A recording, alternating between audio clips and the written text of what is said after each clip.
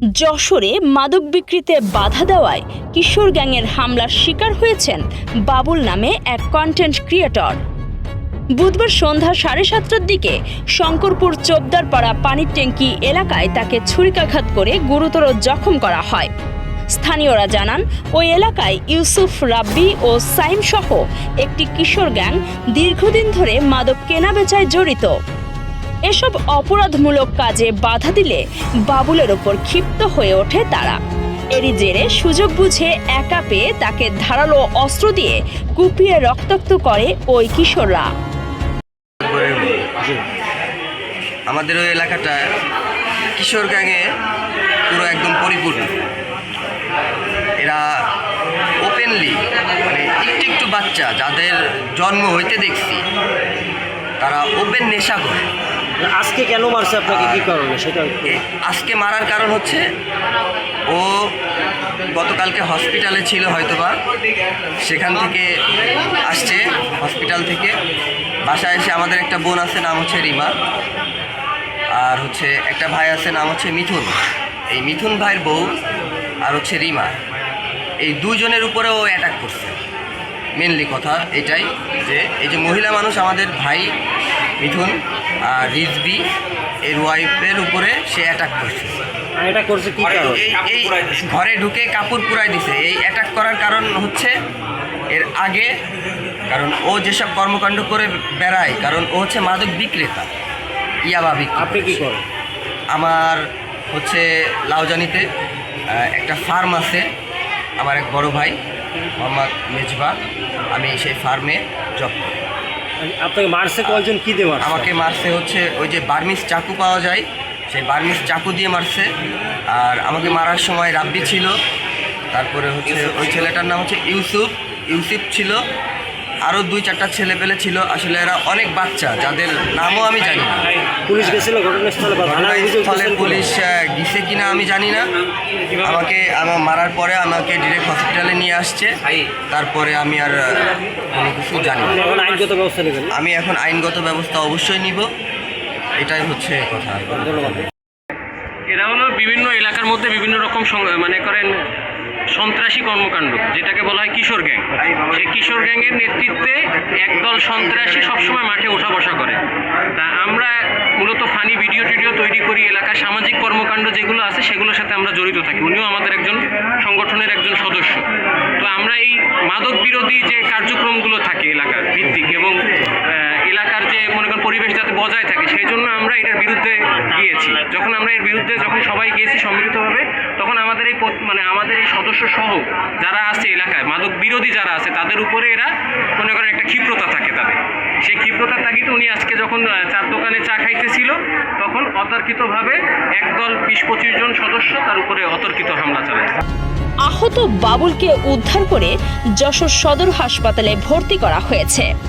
বর্তমানে সেখানে তার চিকিৎসা চলছে। পল্লব কুমার দাসের তথ্য ও ভিডিও চিত্রে কাজী সাইমা, রাদ্দির নিউজ।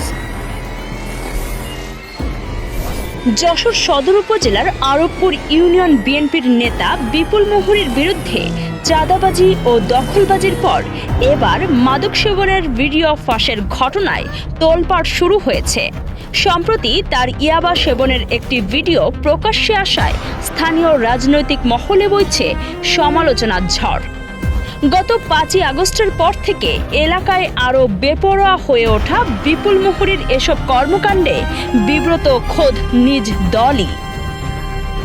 যদিও বিপুল মুহুরীর দাবি ভিডিওটি এআই দিয়ে তৈরি করা হয়েছে, তবে উপজেলা বিএনপি বলছে তদন্ত সাপেক্ষে তার বিরুদ্ধে কঠোর সাংগঠনিক ব্যবস্থা নেওয়া হবে। যশোর বিজ্ঞান ও প্রযুক্তি বিশ্ববিদ্যালয়ের 5ম উপাচার্য হিসেবে যোগদান করেছেন ঢাকা বিশ্ববিদ্যালয়ের অধ্যাপক ডক্টর ইয়ারুল কবির। বুধবার সকালে দায়িত্ব গ্রহণের পর তিনি ফুল না নিয়ে সবার কাছে দোয়া প্রার্থনা করেন। যোগদানের আগে তিনি বিশ্ববিদ্যালয়ের শহীদ মিনার ও সাবেক প্রধানমন্ত্রী বেগম খালেদা জিয়ার স্মৃতিফলকে শ্রদ্ধা নিবেদন করেন।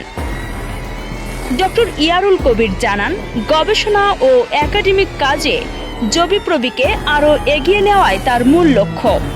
আনুষ্ঠানিকতা শেষে তিনি বিশ্ববিদ্যালয় চত্বরে একটি নিম গাছ রোপণ করে জিয়া ট্রি কর্মসূচির সূচনা করেন। যশোরের ঝিকরগাছায় অবৈধভাবে মজুত করা ৮০০ লিটার জ্বালানি তেল জব্দ করেছে ভ্রাম্যমাণ আদালত। মঙ্গলবার রাতে উপজেলার মাটিকুমড়া গ্রামে অভিযান চালিয়ে আব্দুল জব্বার নামে এক ব্যক্তিকে আটক করা হয়।